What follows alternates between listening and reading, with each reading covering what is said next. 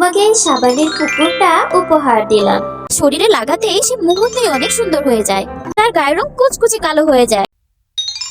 এই যে মহারানী, রান্না কি শেষ হয়েছে নাকি এখনো খুন্তি নাড়তেই আছিস? বলি সকাল বয়ে দুপুর হতে চললো, এখনো রান্না শেষ হবার কোনো নামই নেই। আর একটু বাকি আছে মা, এক্ষুনি রান্না শেষ হয়ে যাবে। বাকি? এখনো বাকি? আরো কখন শেষ হবে শুনি?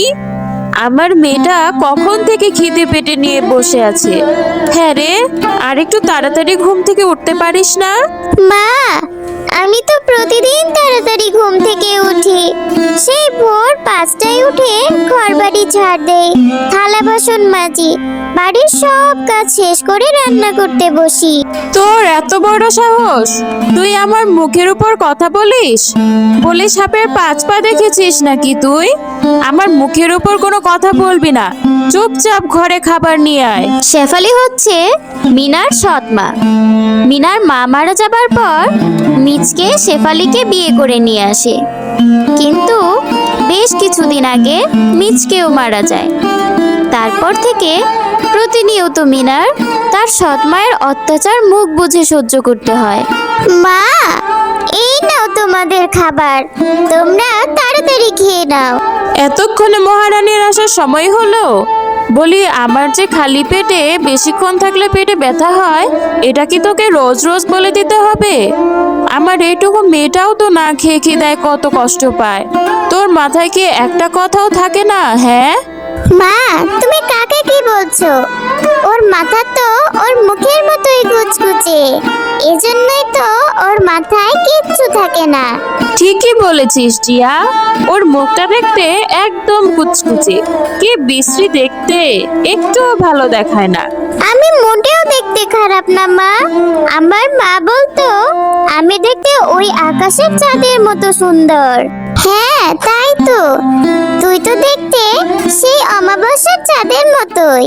মা বাবা বেঁচে নেই বলে আমাকে মুখ বুজে এত কষ্ট সহ্য করতে হচ্ছে, বাড়ির সমস্ত কাজ করতে হয়। আজ যদি আমার বাবা মা বেঁচে থাকতো, তাহলে আমাকে আর কারো বাজে কথা শুনতে হতো না, এত কাজ করতে হতো না। আমার আর ভালো লাগে না, আমাকে কেউ ভালোবাসে না। বাবা মা, তোমরা কেন আমাকে তোমাদের সাথে নিয়ে গেলে না? তাহলে তো আমিও বেঁচে যেতাম। মিনা কালো বলে তার সৎ মা ও সৎ বোন তাকে অনেক কথা শোনাতো, অনেক কাজ করাতো, আর মিনা এসব কিছু মুখ বুজে সহ্য করে নিত।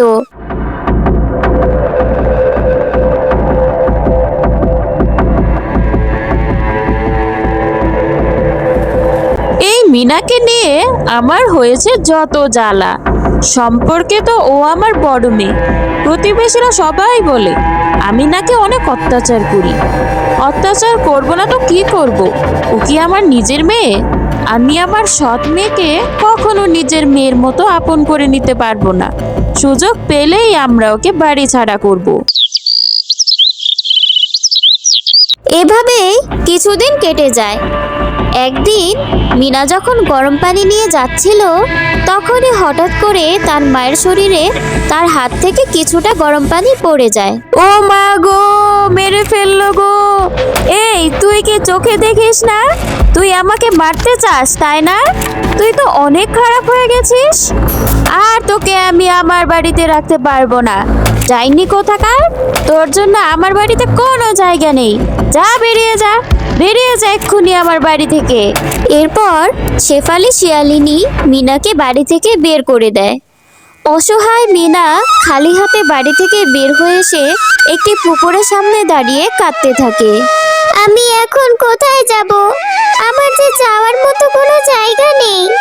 বাবা মা, আমাকে তোমাদের সঙ্গে নিয়ে যাও না মা, আমি যে আর কষ্ট সহ্য করতে পারছি না। হে আল্লাহ, আমাকেও আমার বাবা মার কাছে পাঠিয়ে দাও। আমি কালো বলে সবাই আমার গায়ের রং নিয়ে উপহাস করে। আমি আর এই পৃথিবীতে এক বিন্দু থাকতে চাই না আল্লাহ। এসব কথা বলে মিনা পুকুর পাড়ে গিয়ে কাঁদতে থাকে। আর তখনই একটা পরী সেখানে উপস্থিত হয়। কি হয়েছে মিনা, তুমি এভাবে পুকুরের পাড়ে দাঁড়িয়ে কান্না করছো কেন? কে তুমি? তুমি আমার নাম জানলে কিভাবে? আমি হলাম পরী, আমি সব জানি। এবার তুমি বলো, তুমি পুকুরের পাড়ে দাঁড়িয়ে কাঁদছো কেন? তারপর মিনা পরীকে সব ঘটনা খুলে বলে। সব শুনে পরী বলে, এই নাও মিনা, আমি তোমাকে এই সাবানের পুকুরটা উপহার দিলাম। এই পুকুরে তুমি যে সাবানগুলো দেখছো, এগুলো সব জাদুকরি সাবান। এই সাবানগুলো দিয়ে গোসল করলে তুমি সুন্দর হয়ে যাবে। তবে একটা শর্ত আছে, এই গাছের সাবানগুলো শুধু তোমার জন্য, আর কেউ এই সাবানগুলো ব্যবহার করতে পারবে না। আর কেউ যদি এই সাবান ব্যবহার করে তাহলে তার অনেক ক্ষতি হয়ে যাবে। তুমি ভালো থেকো মিনা, এখন তবে আমি যাই। তারপর পরী সেখান থেকে চলে যায়। আর মিনা পুকুর থেকে একটা সাবান নিয়ে তার শরীরে লাগাতেই সে মুহূর্তেই অনেক সুন্দর হয়ে যায়। এ কি, আমার গায়ের রং দেখি অনেক সুন্দর হয়ে গেল। আমি তো আর আগের মতো কালো নেই। আমি তাড়াতাড়ি বাড়ি যাই, বাড়িতে গিয়ে মা আর বোনকে সব বলি। এ কথা বলে মিনা বাড়িতে চলে যায়। মা, মা দেখো, আমি কত সুন্দর হয়ে গেছি। এখন আমার গায়ের রং আর কালো কুচকুচে নেই। হ্যাঁ রে মিনা, এসব কি করে ঘটলো? আমি তো আমার নিজের চোখকেই বিশ্বাস করতে পারছি না যে এটা তুই।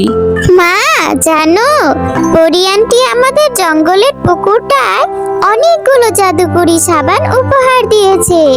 সেই সাবান ব্যবহার করে মুহূর্তেই আমি সুন্দর হয়ে গেছি। তবে পরী আন্টি সেই সাবানগুলো শুধু আমাকেই ব্যবহার করতে বলেছে। অন্য কেউ ব্যবহার করলে তার অনেক ক্ষতি হয়ে যাবে। বললেই হলো, পরী আন্টি তোকে যে জাদুকরি সাবান দিয়েছে সেগুলো আমাকে না দেওয়ার ধান্দা, তাই না?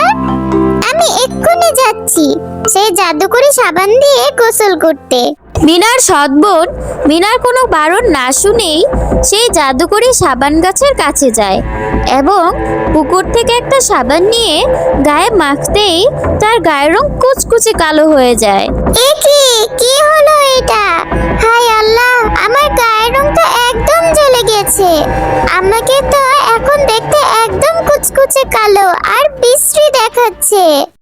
হ্যালো বন্ধুরা, গল্পটি ভালো লেগে থাকলে চ্যানেলটি সাবস্ক্রাইব করে দিবেন এবং পাশে থাকা বেল আইকনে প্রেস করে আমার পাশেই থাকবেন। ধন্যবাদ।